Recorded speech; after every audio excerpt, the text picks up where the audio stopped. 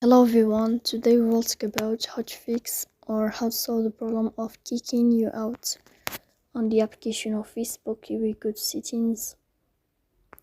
In this page you will go to apps, default apps, app settings.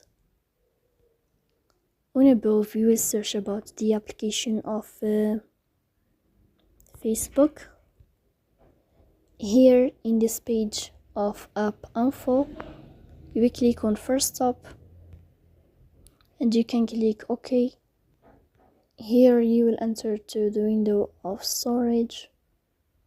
Then you can click on clear cache, but to be attention, don't click clear data because that can delete your account. Then you will go to Play Store. You will search about the application of Facebook.